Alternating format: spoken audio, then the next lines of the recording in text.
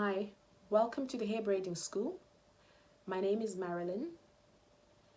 This is workshop 2, Hair Braider Etiquette, Do's and Don'ts.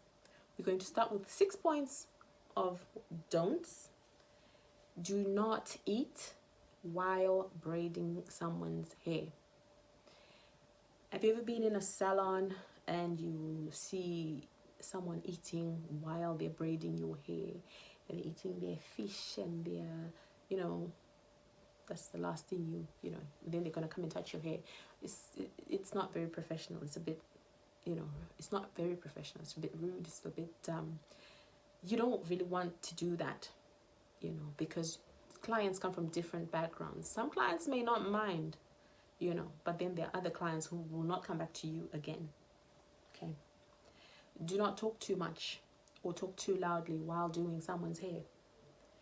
You do not know who your client is, You don't want to talk too loud. Like, "Hey!" Like there are some people who tend to do that, and it's not really, sometimes it may be uncomfortable. So you just want to make sure you're providing the right environment for your client. And do not gossip. Do not gossip. Do not keep customers waiting for too long. It's better to have an appointment system. And this is true. I found this to be really true. It's so annoying to wait. I don't like waiting in queues. I don't like waiting for hours just to have my hair braided. And I used to have clients who would come to me and say, we just couldn't wait in the salon. It was just so distressing, especially young clients like school kids. And it's a non-child friendly salon. Waiting in the salon, it's so many different things are happening and you're just waiting there, and for a child it might not be the right environment. So you want to give your client that first class service. You want to be able to give them that customized service to meet their specific needs. So if you have an appointment, they know they've booked an appointment. You may even be able to take a deposit for that appointment, and please keep those appointments. If you are not able to do the appointment, there's ways of communicating with your customer or your client. Say, look, can we rearrange, or can I refund you your deposit? It depends what you're going to do, or can we reschedule? So even the other way around, the customer may not be able to make that appointment. Try to make it flexible. Try to create that relationship with your customer that, they can always come to you, they can always depend on you. So, because you want them to always come back to you and not to go anywhere else. Okay. But at the same time, don't be too like they must only come to you, and don't be flexible, if you know what I mean. Like if you can't, you have to be honest enough to say, look, I can't. I'm not, maybe you're not feeling well, or you have something else to do, and you have to disappoint your customer. So be fair and say, look, for this time, I'm sorry, I can't. You can go to somewhere else for now, and then I'll let you know when I'll be back, or when I'll be free, or something, depends how you communicate. Then do not keep disappearing when doing someone's hair.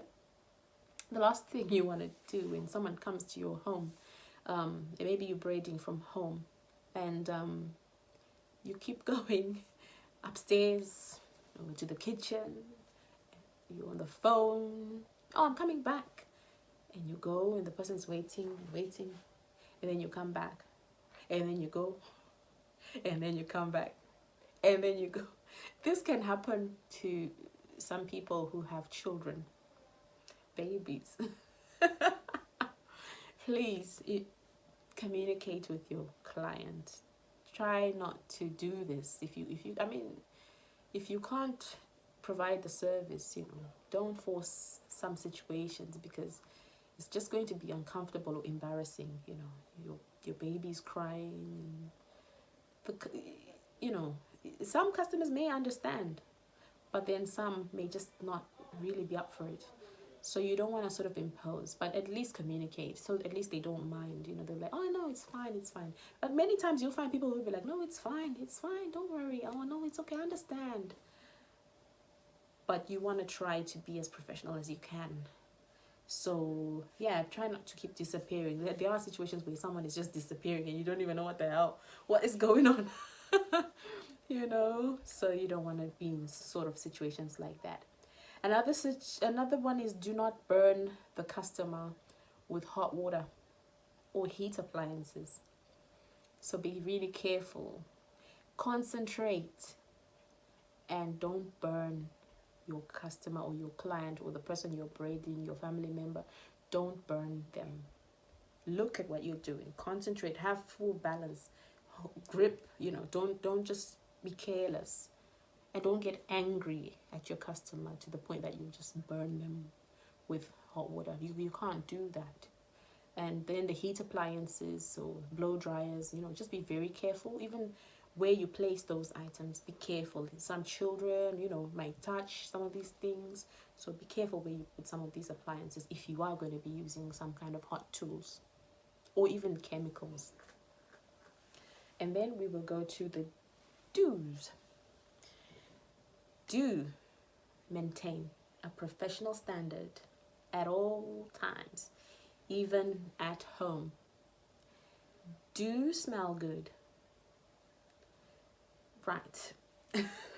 I know, I'm sure some of you already know what I'm going to say.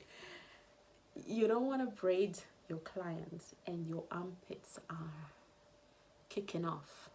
You want to be able to smell, because you're going to be on someone's head, like, they're going to smell your armpits. You want to have had a bath on time. Put some roll-on, spray some, you know, something fresh, and smell good. And it gives you that, you know, like, oh, she smells good. Oh, she's professional. You want them to think that way of you, your clients. And do have a bag, a tool bag or toolkit. If you have watched Workshop 1, you will see I covered a list of different tools that you could buy and invest in and keep them in your tool bag. It depends if you're going to be a mobile hair braider, if you're going to be a salon. So it really depends what it is you're going to do. But you always need your stuff, your tool bags, your tool kits, your station. Always be prepared. You're in this because you're serious, so you need to be prepared. You know, you don't want to have a situation where you don't have certain items and then you have to run to the store, or you run out of hair packets, you can't find a certain brush or elastic bands. You know, you want to have everything ready. So think ahead and that's why you need to have your style, you know, readily. You know, you want to know what hairstyle you're going to be doing, so you don't just chop and change because you don't have some of the equipment that you're going to need.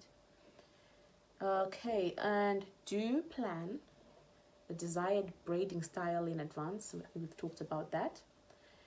Do be patient when learning how to braid or when braiding clients or new clients. If you are a beginner and you want to learn how to braid, please be patient. You master a skill over time. It takes time. Some people learn faster than others. Some people put in more practice than others. And some people really want, you know, they really want to learn. So the attitude is right. You really want to learn. So, you know, it shouldn't be a situation where it's like someone is forcing you, you know, to braid. Don't just say, I'll do it for the money.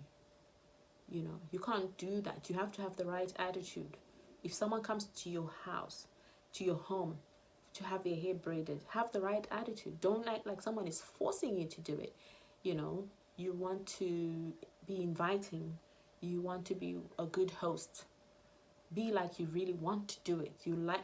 Look, I've braided a lot of young clients, and children behave differently, and some are well behaved, and then there are others. If you know, you have to be patient. You have to be really, really, like really patient with some children or some clients even. They might not want to have their hair braided, but their mother brought them there because they have to have their hair braided for school.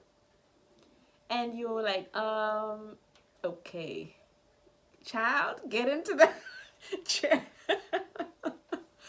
Okay, you have to find a way of communicating with those children. You have to be able to try to, like, oh, come, be nice. Oh, put cartoons. You even have to give them breaks in between, because they might not, or they might be like, oh, it's painful, you know. So you're gonna have to know what to do. So you need to know all these things, like even the hair washing. They have to come, if you're not going to provide a hair washing service, they have to come with their hair already clean and ready for braiding. That's just how it's supposed to be done, because you can't be braiding on hair that, if it's not clean and you braided it, I've mentioned this in the first workshop one, if it's not clean, it's going to itch, especially in children. They'll be scratching all night. So they have to have their hair washed and moisturized and oiled and ready for braiding, because you're going to have it will have to be detangled and everything. I'm going to show you all these processes in some of the other videos, because it's important. If the child comes and the hair is all messy, it's not even undone, that's going to take time. So that hair must be undone, because it must be cleaned, it must be washed and detangled and oiled and moisturized, and then come for braiding for a new style.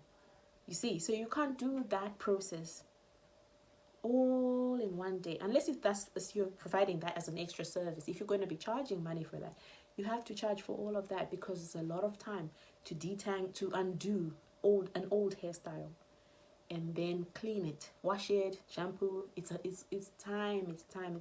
Have the right attitude. Be willing to learn, or be willing to braid. Do work at a good pace. Show confidence and master the skills, and you'll get to know how long different styles can take over time. And do give your client a suitable environment to have their hair done. I once read on Facebook, a client visited a hair braider, and they didn't have a suitable environment to braid the hair. They didn't have a chair. They were boyfriends or guests, I don't know, in the house. It was just a bit of an awkward situation. And this client was like, oh, I didn't even have my hair braided well, and so please braid your clients in a suitable environment, a safe environment, and ensure that there's supervision if you're going to be having children hair braided. And yeah, you ensure you have the right licenses, permissions, etc. Okay, those are the do's. And that's it. This is workshop 2, and I look forward to seeing you on workshop 3. Thank you. Bye bye.